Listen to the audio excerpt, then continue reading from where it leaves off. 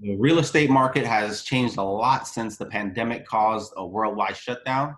Hello, it's Rafael Murillo, your local realtor with A&W Van Winkle and Company. Today, I wanted to do an expert interview with a mortgage lender named Jonathan Soto. He's from the Newark area. How you doing today, Jonathan? I'm doing well. Thank you for having me today. All right, thank you for giving me some of your time. I know you're a busy guy, doing a lot of real estate moves and business. Appreciate your time. So let me just start off with my three questions. We're going to keep it nice and simple. My first question is, how has COVID changed lending requirements? So right now, at the beginning of the pandemic, we definitely, all banks across the board were tightening their guidelines. So at the beginning, we shut down 203K loans. You weren't able to do any rehab loans. That has changed now from the beginning of the pandemic. Now we're allowing to do single families and two families as renovation loans. At the beginning of the pandemic as well, we were only allowing people with credit scores of 640, the lowest.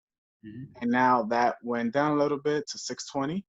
So we're loosening up here and there as the pandemic has gone from. So there's a couple phases. At the beginning, it was very stricter.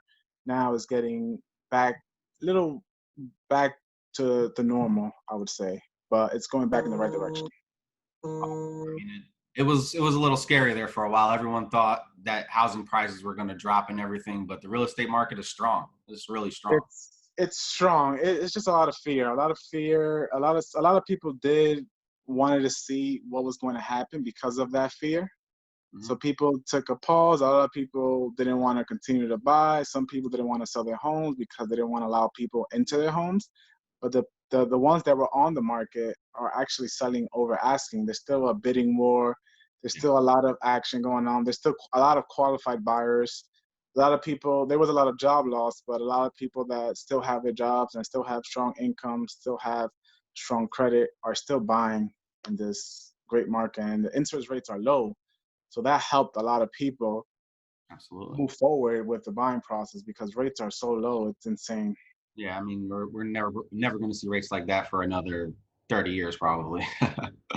My next question is basically for our investors out there. You know, me, myself, I'm trying to be an investor and just like yourself. But what's the best way to get a loan for an investment property and what requirements do you need? So if you're a first-time home buyer and never basically owned a home before, the very first thing you should do is buy a home with either FHA or VA loan for my veterans out there. So your first home should always be a multifamily home. The reason I say that is because a lot of people want to buy their dream home first, and then they want to purchase a multifamily. And if you go that route, you're gonna have to put 25% down for an investment property.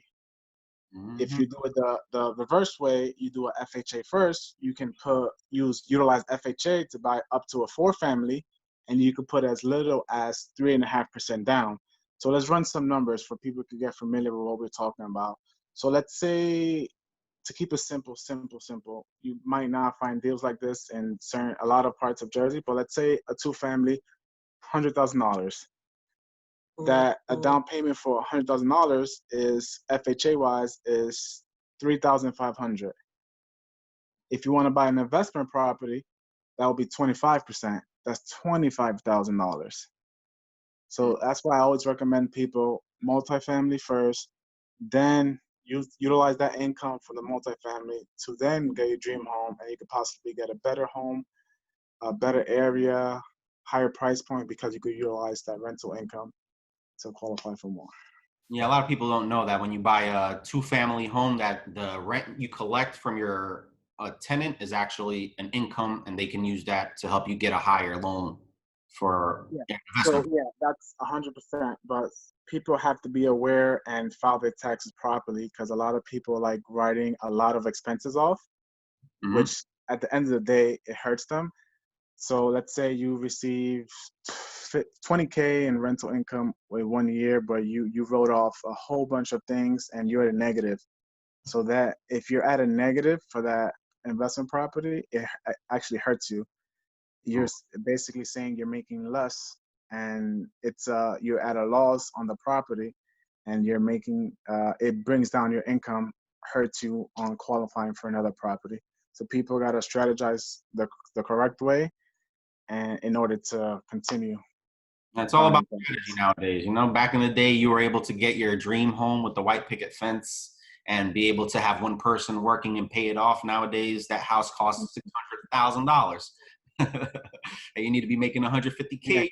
pe- people have to adjust with the times. A lot of people like living in the older times, and things prices are extremely low. You have to adjust with the market. You're not gonna find prices of what you found 5 years ago, 2 years, even 2 years ago. Some prices are definitely high because there's an influx of people coming into the Jersey market, especially the Jersey market in our area.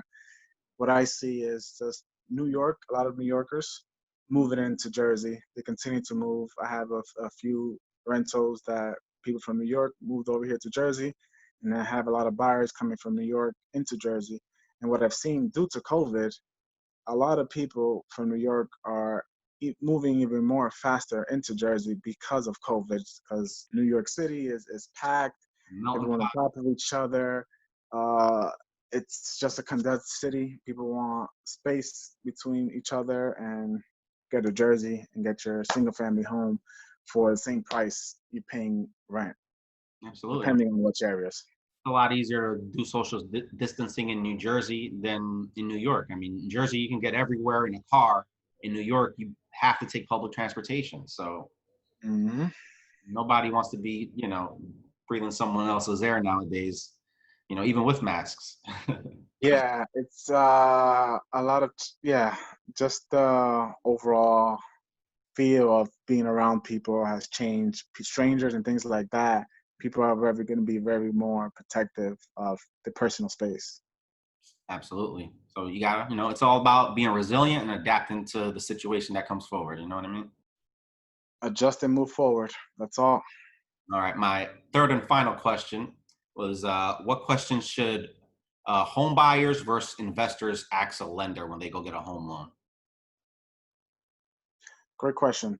So I would say always, as the questions you want to ask for a home buyer, it would be for home buyer, if you're buying a single family home, just as like the applications, what's the exact process for the underwriting? Is the underwriting in-house or is it outsourced? So basically the reason I asked that is because my team, every other underwriter is in-house, so we're able to process our loans faster. Okay. A lot of banks usually have underwriters as a third party, another company, so they aren't able to pick up the call and call the underwriter, hey, what's going on? Or just walk over. I can just stand up, walk over to my underwriter, like, hey, what's going on with this file? Let's process this.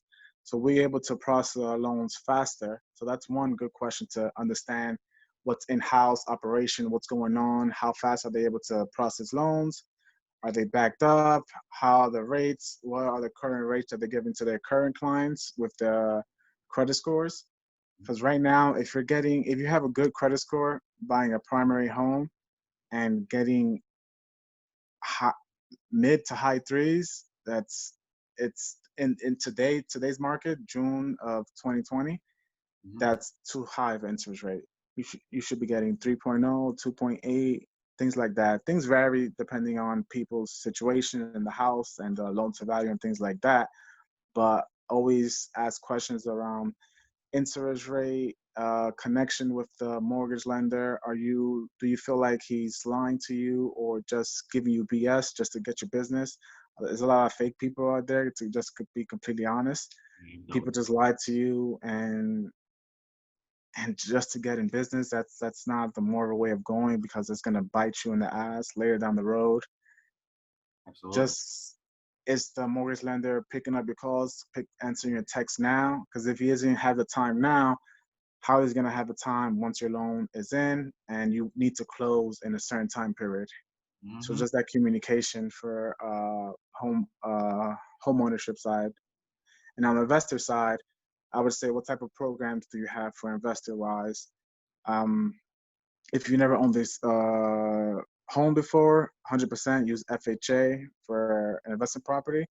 But also ask, what are the debt to income ratios if you an investor and own other properties? Also ask those type of questions like, hey, give your full scenario to your mortgage lender so they can better assist you. Because once you own multiple real estate, it gets more and more difficult to get a residential loan. So understand that process, be transparent because you don't want to leave out information. Oh, that's not important. That should be fine. But later down the road, when you're under the mortgage process, if you left certain information out, it may cause you not to get a loan on that specific investment property. Awesome, man. Really appreciate your time. If anyone would like to contact Jonathan Soto, I'm gonna leave his information at the end of the show. And I thank you for spending your time with me. And it's Rafael Murillo, your local realtor with A&W Van Winkle. I'll talk to you next time. Bye.